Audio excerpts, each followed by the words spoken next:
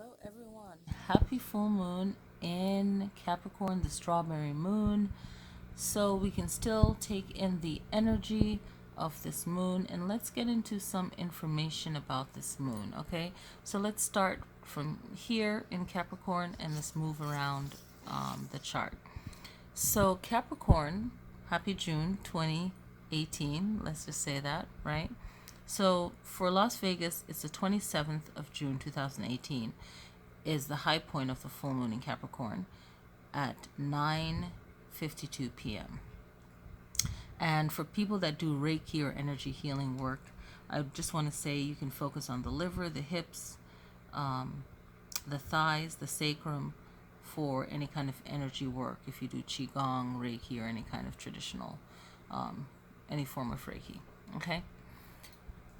So that's like the universal understood word Reiki for energy healing of the sublime body, the body we can't see, for anyone that's unaware.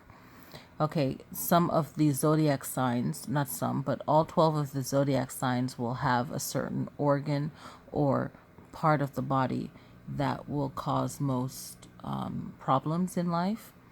And it's a part of your body that you want to focus on to make sure you don't get injuries there, or just take extra care of that particular body part. All right. So this is something that is known in astrology. Okay, so Capricorn. For Capricorn, we have Saturn in Capricorn. We have Pluto, and we have Lilith. A lot of actions. Lilith is the in-between point for the moon, and it's like an in-between space, right? Of asteroids, really, between the moon and the earth, and it's all about how we react to our situation, in a sense. Okay, so it's more of an exact point of the planet, and we can get into that more later on. But what I want to focus on is Saturn, right? Saturn is the teacher. So for Capricorn, you want to see what you can really teach yourself, or what you can learn from yourself as a Capricorn. Okay, and there's going to be a lot of lessons in this full moon, and it's right across from Cancer, and the sun is in Cancer because we're in Cancer season right over here. So you want to look at yourself and how you are in this life, and not project anything negative for yourself, because Saturn is a teacher. It's either you're going to feel like you want to teach someone something or lesson, right? But you really want to teach yourself. Okay, and that's going to be hard for some Capricorns, right? And you have Pluto here. Okay, and it's more of a reminder of your own kind of strength, right? Like transformation, reminding you that you have the power to change your situation in your life before things get out of hand, really, right? Learn about moving forward, okay? Like have a plan and move forward.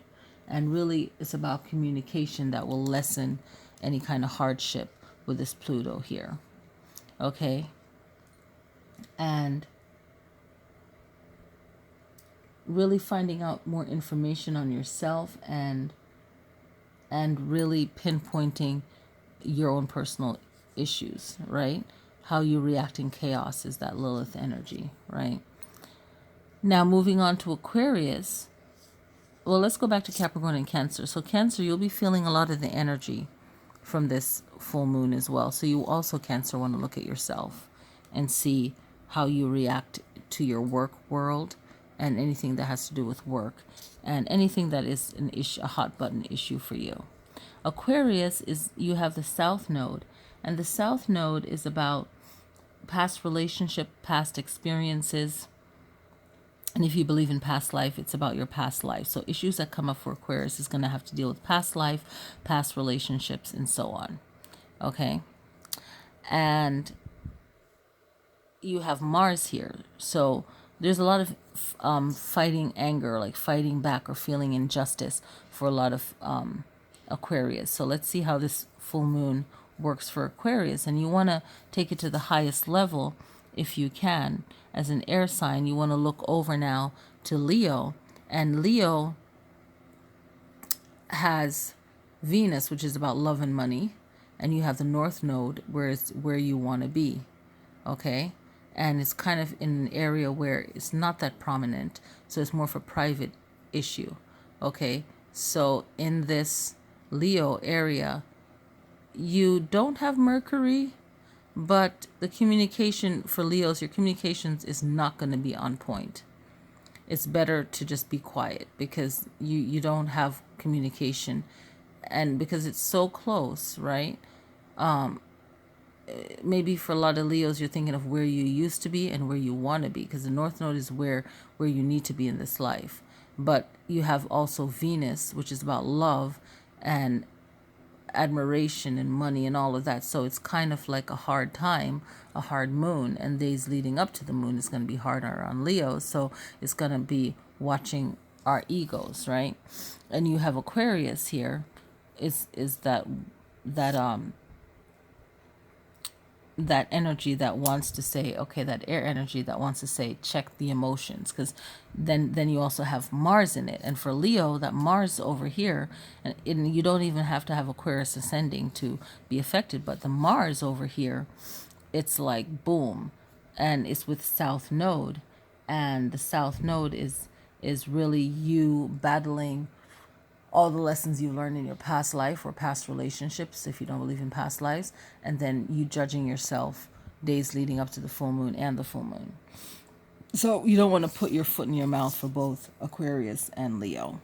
Okay, so moving on to Pisces, we have Neptune in Pisces. Neptune is like the god of the sea, right? But it's all about that psychic receptivity, confusion, illusion, dreams. A lot of Pisces might get themselves in some legal troubles. This full moon, you want to be careful, because that water sign, now we're going to go over to across from it, Virgo. Nothing's going on in Virgo. So this moon, Virgo, can really connect, and Taurus, to the Capricorn full moon. Okay, so Virgo, the Neptune energy is for you to really focus on your dreams and any kind of spiritual healing for this full moon in Capricorn. And you can still connect to this full moon 2 days after. Okay, so 27th, 28th, 29th, you can still connect to it. So you're watching this video, share it, get the message out. So Aries, you have Chiron.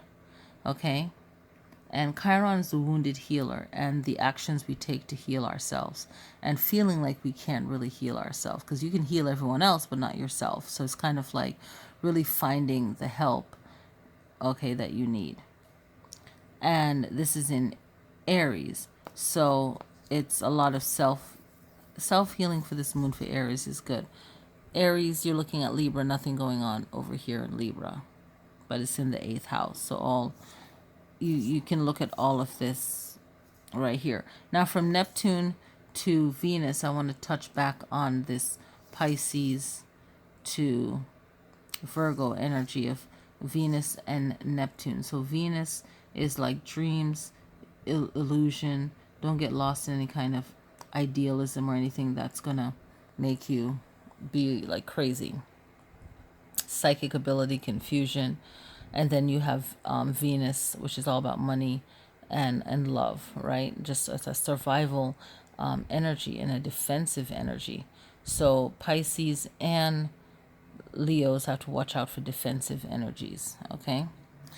So let's go to Taurus. You have Uranus, is forward thinking. It doesn't like tradition. It doesn't like to be restricted. Like we have to do this, have to do it. It celebrates the individual. So it's really standing up for, hey, structure is good, but when it's forcing, it's in Taurus, and Taurus can really take into this other earth sign for this full moon, really benefit Taurus from it. They're both very strong-minded two earth signs, right? Super strong-minded. So is Virgo, but yeah. So you have Uranus, and across from Taurus, you have Scorpio. And the Scorpio energy, it has Jupiter, and Jupiter is in Scorpio, and the Jupiter energy is very powerful, it's very strong, and you want to make sure that you are focusing your time on really empowering yourself, right? You want to make yourself better than you are. It's all about expansion, right? Growing, and you want to feel balanced for that. So if you're Scorpio rising, you really want to push yourself to do better, to get better, and so on. And you're not going to worry too much. The Scorpio risings, or anyone with Scorpio, anyone with Taurus, you're not going to worry about what other people are thinking. You don't want to be restricted. You don't want to worry about traditional things. You want to be a forward thinker, kind of like that Aquarius mind, right? And you'll fight for it too, so it could be a negative thing if a person turns it to the negative, where they feel like they have to fight everything, and then make it a negative. But if it's all about that fight for personal growth in a positive way, then it's good. In a negative way, you could see a lot of negative actions, okay? And you can see it relating to fifth house issues and 11th house issues. A lot of that fighting. You can see it in first house issues, definitely, with the Mars there. Okay, so you can see that a lot. So look up what the first, I want to go into detail, but it's a lot. But first house issues, 11th house issues this full moon, fifth house issues this full moon, third house issues, big one. Those four are big issues, okay, this full moon. The biggest ones will be if it's negative in the world, but personally also. So the Uranus and this Jupiter energy, and you have this earth and this fire energy going, you want to expand yourself and better yourself, and do all of that. Now going to Gemini, okay, Gemini across from Sagittarius, there's nothing going on really there. Nothing really big at all, because there's nothing there. So this is a pretty easy full moon for you, but also you can look at it another way of building up your protection, because it's just nothing going on in the house, but you can still benefit from the moon. You'll be more chill, and that's actually good. Nothing going on there, nothing bad. Okay, it's all good. And then the Cancer, you're looking at the sun, which is so important, because the sun is about the self. So make sure you don't overthink too much about anything, Cancer.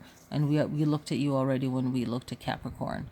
So opposite of Capricorn, you can definitely take into this moon. Okay. And Cancer, you have Mercury, which is all about communication. So you're going to feel more talkative. You're going to talk to people about how you feel and share your ideas and so on, and just, dealing with issues that is fifth and sixth house issues. Yeah. Okay. Fifth and sixth house issues, but you're really looking at yourself and how you are in this life, and you're also looking at how you communicate. Okay. So communication is going to be very big. So make sure that you are communicating. And the biggest issue is fifth house issues for you, Cancer, in this full moon. So everyone is covered. We already mentioned Leo, and nothing going on also in Virgo and Libra. Okay. And all these numbers are the houses that's in your for your chart for this full moon. And Pisces and Virgo, you can really focus on abundance. And I wanted to write that down because that really clicked. So this moon, you can really focus on abundance, and abundance for Pisces and first house issues. You can focus on that also in seventh house issues for Virgo. So I hope this helps, and I hope everyone enjoys the full moon, the strawberry moon in Capricorn. All right. And I will see you guys next time. Peace.